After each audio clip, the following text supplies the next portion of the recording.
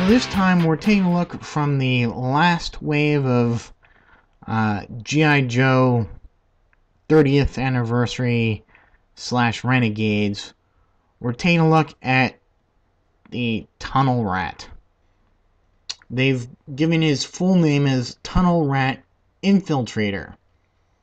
I guess they couldn't retain the rights to just Tunnel Rat, so they had to throw the Infiltrator in there. Now, Tunnel Rat is named Nicky Lee, comes from Brooklyn, New York, and his grade is Private First Class.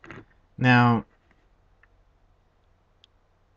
Tunnel Rat comes with a bunch of stuff, but first I want to take a look at the figure, kind of different from the way I usually do these Joe reviews. I want to take a look at the figure first. He showed up in Sigma 6, and I think even in the Resolute, the short-lived Resolute line, and so he's a very popular Joe, and he's got a pretty big role in the Renegades series. He does have a more animated look to him than some of the other figures have had in this line that were supposed to be the Renegades versions, but even his face here does not have that Renegades animated look. Even though it's styled after there, it's pretty realistic if you ask me. Now, he does kind of retain the more animated look on the rest of his body. The way that's sculpted. To be honest with you, I thought it would mix well with the 30th anniversary line, but it does seem kind of out of place. Even though he's a little bit more detailed than the animated picture there, he doesn't, to me, he really doesn't fit in. So he's an odd figure. But looking at him on the shelf, I really couldn't tell that until I got him home. So, kind of in my Joe collection, he does kind of stand out like a sore thumb. But I still like him anyway, because he comes with a bunch of stuff. And although for the most part it's reuses of pieces, I still do like them. So he, of course, comes with his base here. You know, it's got just his name, Tunnel Rat, on there, and the G.I. Joe logo. Of course, you saw that he has this sort of, well, they call it a heavy assault rifle, but it's got this removable bipod here. That's pretty neat.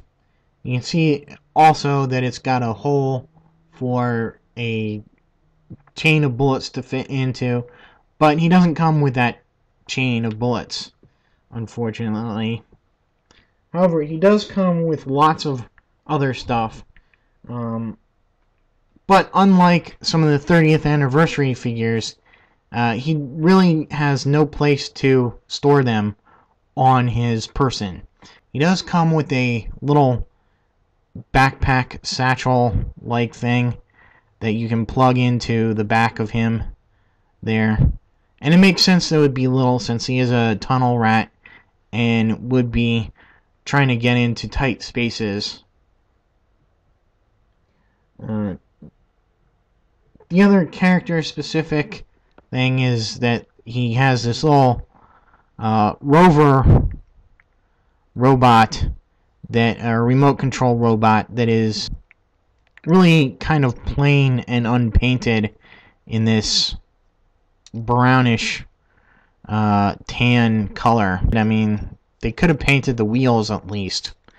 And the arm is posable, and the two antenna are posable as well.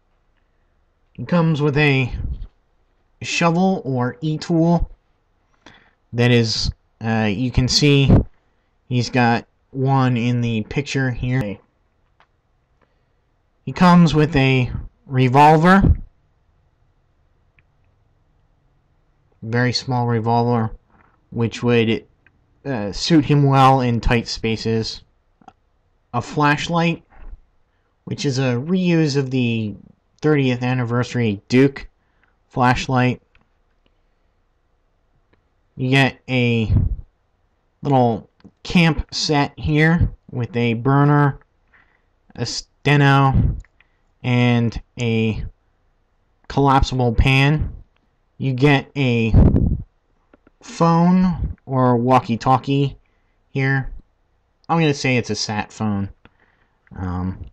with a little plug in it. This has come with a lot of figures, but there's no place on his person to peg in the little phone there. So just, you know, I get the feeling that they're kind of just throwing stuff into the package here.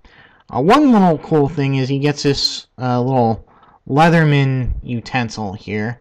As you can tell, one end has a blade out and ready to cut something, and you can just make out the pliers end of it. And so that's a neat little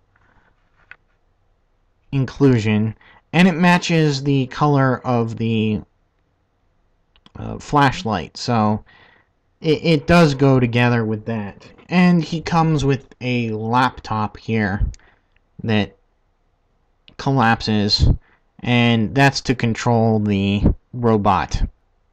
That looks like it's meant to clip on to something as well, but it doesn't.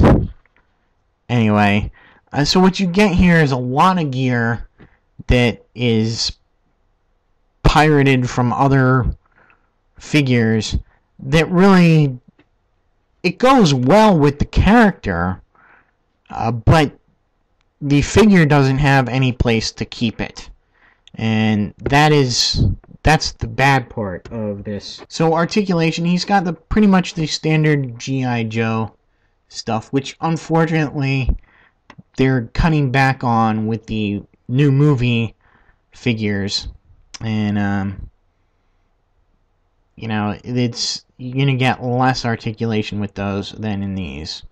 But the head goes left and right, up and down slightly. This little neck piece does get in the way. You can probably pop his head off and take it off, but I don't want to. And he does move side to side a little bit. Arms go all the way around, out and in, rotate and bend at the elbow, rotate at the wrist. He's got upper torso articulation left and right, forward and back, and kind of side to side, not too much though.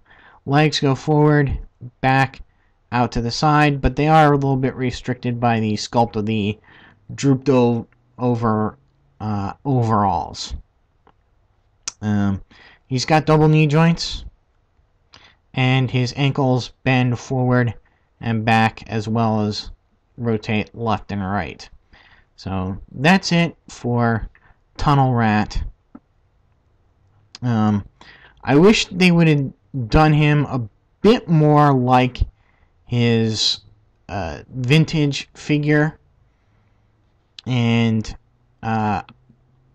found some way to incorporate all the stuff that they gave him with a backpack, maybe, or a case of some sort, and a couple of holsters maybe for, you know, the gun and the walkie-talkie and the Leatherman or something. You know, that would have been cool. As it is, like I said, he does kind of stick out in my collection as not really not quite fitting in with the other 30th anniversary figures. That'll be it for Tunnel Rat from the G.I. Joe 30th anniversary / Renegades wave, and I probably will be getting at least some of the G.I. Joe figures from the movie. Gonna try and get The Rock. Gonna try and get the Joe Colton. Those are definite buys. Even though they've got less articulation, I think they will make good additions to the G.I. Joe line, and even if it's just for the fact that it's The Rock and Bruce Willis in figure form. And so anyway, I guess that'll be it. Stay tuned, and until next time, I'll see you.